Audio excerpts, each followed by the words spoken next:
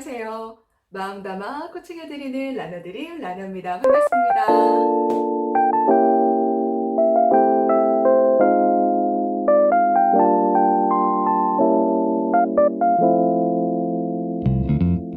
네, 여러분 오늘은 어린이 같은 말투를 어떻게 해야 할지 모르겠어요. 도대체 제가 왜 이렇게 어린이처럼 이야기하는지 모르겠습니다 하는 고민들, 그 원인을 한번 살펴볼까 합니다.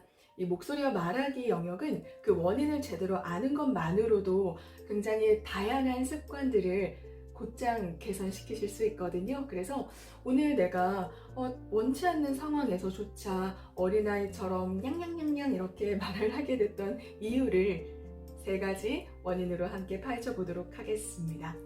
어린이 말투를 쓰게 되는 이유 첫 번째, 그건 바로 여러분들이 너무나 귀엽고 사랑스럽기 때문입니다. 네, 여러분 정말 이래요. 이건 남녀의 구분이 없고요. 남녀노소의 구분도 없는 것 같습니다. 왜 사람의 성격이 굉장히 다양하잖아요. 코칭을 하면서 많은 분들이 선생님 저 어린아이처럼 말하는 습관 좀 고치고 싶어요. 도대체 왜 이러는지 모르겠어 라고 고민을 하실 때 중간에 한번 툭 하고 여쭤봐요. 혹시 조금 스스로 생각하시기에도 좀 애교쟁이이신가요? 이렇게 여쭤봅니다. 그러면 거의 돌아오는 대답이 or yes예요. 사실은 제가 조금 애교가 있는 것 같기는 해요, 선생님. 이렇게 말씀을 하시거든요. 뭐, 주변에 있는 모든 사람들에게 애교를 막 이렇게 애교를 부리는 그런 게 아니더라도요. 우리는 살면서 내가 좋아하고 가까운 가족, 친구, 또 연인에게 사랑을 표현하고 사랑을 받고 그런 행복한 순간들을 나누면서 살아가잖아요. 그 빈도와 정도만 조금씩 차이가 있을 뿐입니다. 그런데 어린이 말투를 쓰시는 분들 대부분은 보면 실제로 자라오면서 혹은 살고 있는 여러 가지 상황이나 분위기 맥락에 자신의 귀여움과 또 사랑스러운 매력을 많이 발산할 만한 환경에서 지내셨던 거죠. 그런데 문제는 이겁니다. 그 자체는 정말 여러분의 매력이에요. 전 그렇게 생각합니다. 뭐 귀여운 게 뭐 나빠요? 사랑스러운 거 좋은 거 아닌가요? 진짜 중요한 건 그러한 목소리가 내가 원하는 순간 스위치가 될 수 있느냐예요. 그러니까 예를 들면 제 얘기를 좀 드리면 저도 사실은 저희 아버지가 저 어렸을 때부터 지금까지 굉장히 사랑스럽고 굉장히 아이 같은 말투로 그냥 어린 딸에게 대화하는 것처럼 이야기하실 때가 사실 많거든요. 근데 신기한 건 저도 아버지랑 대화를 할 때는 그게 훨씬 편한 거예요. 그래서 아버지한테 이제 말씀을 드릴 때에는 저도 모르게 자꾸 저도 애기 같은 목소리를 쓰게 돼요. 그러니까 예를 들어서 아빠, 아니야, 괜찮아. 집에 뭐 있어? 정말 나 빨리 가서 먹을게. 이런 목소리를 제가 쓴다니까요. 근데 갑자기 클라이언트한테 전화가 오죠. 나 그럼 집에 가서 먹을게. 아빠 잠깐만 나 전화 좀 하고. 네, 여보세요? 네, 대표님 안녕하세요. 잘 지내시죠? 그럼요. 그날 저희 뵙기로 한 날, 네, 맞아요. 네, 좋습니다. 여러분 어떠세요? 제가 갑자기 목소리를 한순간에 탁 스위치하는 소리 보셨죠? 귀엽고 사랑스러운 매력은 나쁜 게 아니에요. 저는 그걸 부정하거나 거부하는 게 오히려 나쁘다고 생각합니다. 오히려 그건 있는 그대로 나의 매력으로 충분히 받아들이고 수용을 해주시고요. 대신에 그 매력을 원할 때 필요한 대상에게만 마음껏 발산하시는 것을 추천을 드립니다. 그래서 이게 어떤 분들에게 지금 가장 어려운 미션일 수 있냐면 아주 사랑스럽고 귀여운 아이를 기르고 계신 분들 계시죠? 종종 제가 코칭하면서 우리 수강생분들께도 말씀을 드리거든요.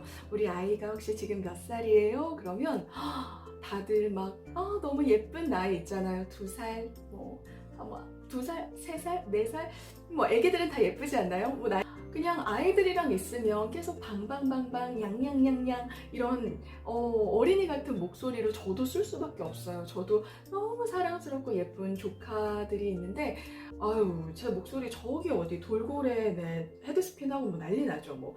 네, 정말 난리가 납니다. 하지만 보이스를 바로 스위치 시킬 수 있는 감각을 체득하는 거, 그게 보이스 트레이닝의 주 목적이 되시는 거예요. 자, 그리고 곧바로 이어서 그럼 두 번째, 바로 구강호흡 습관입니다. 복식호흡이나 흉식호흡은 많이 들어봤는데 구강호흡 들어보셨나요? 근데 유추가 바로 가능하시죠? 바로 입으로 숨 쉬는 습관이에요. 숨을 입으로 내쉬는 것까진 문제가 아닐 수 있는데 입으로 숨을 이렇게 마시는 습관이 있으신 분들이 의외로 많습니다. 왜냐하면 적절한 유산소, 폐활량의 단련이 충분히 이루어지지 않고 복식호흡의 감각을 체득하기 전인 그 감각이 아직 어떻게 형성이 되는지 모르는 분들은 어떻게든 숨을 쉬긴 해야 되니까 그냥 빨리 효율적으로 생각해서 목으로 숨을 쉬는 거죠. 근데 이렇게 목으로 숨을 쉬게 되면 성대를 건조하게 목을 말릴 뿐더러 가장 아쉬운 부분은 절대적으로 내가 숨 양을 적게 마실 수밖에 없기 때문에 이 적은 양으로 어디까지 이야기를 할 수 있을까요? 그냥 한두 단어에서 뚝뚝뚝 말투가 끝나버리겠죠.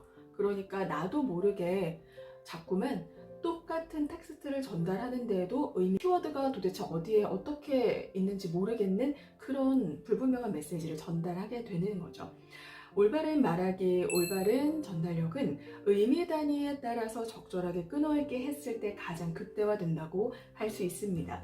앞으로 꾸준히 저랑 이제 끊어읽기 훈련 그리고 플로우를 가이드하는 여러 가지 영상도 함께 만나보게 되실 텐데 그걸 따라오시기 전에 여러분들은 충분히 코로 깊이 숨을 마시고 폐를 거쳐 나오는 숨을 입으로 편안하게 성대 진동과 함께 내보내는 연습을 해주셔야 돼요. 그 부분도 지금 이렇게 말로 설명드리면 조금 어려울 수 있어서 제가 훈련 영상 디테일하게 다시 한번 촬영해서 올려드릴 예정입니다. 아, 그렇구나. 내가 입으로 이렇게 숨을 쉬는 습관이 있었구나. 그래서 말이 자꾸 뚝뚝뚝 잘리고 좀 짧은 호흡을 쓰게 됐던 거구나까지 이해가 되셨나요? 그럼 마지막으로 세 번째 원인을 함께 살펴보실 텐데요. 그건 바로 우리의 입입니다. 여러분, 그냥 이렇게 시무룩한 입모양보다는 아무래도 미소를 짓고 있는 양 입꼬리가 올라가는 입모양이 조금 더 호감을 주기 좋겠죠? 그래서 많은 분들이 자, 입을 크게 벌려서 발음 발성해주세요 라고 말씀드리면 자꾸 이렇게 입을 가로로 여는 것에만 집중을 많이 하시거든요. 근데 이렇게 입만 가로로 여는 건 실제로 진짜 미소를 머금은 목소리를 만들어주지 못합니다. 어떻게?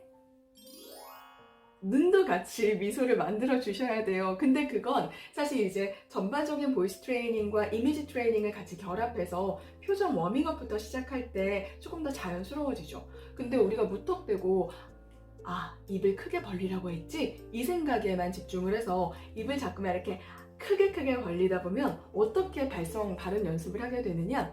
가, 나, 다, 나.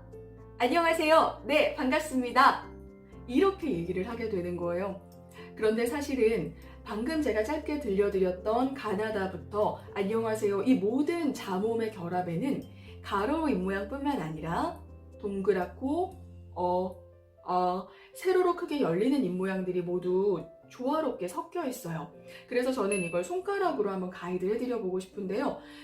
손가락 한 개가 적절하게 딱 들어갈 정도로 빼빼로 두꺼운 거 하나 물었다고 생각을 해보시면 오, 동그란 입모양이 만들어지죠. 오, 그리고 두 개,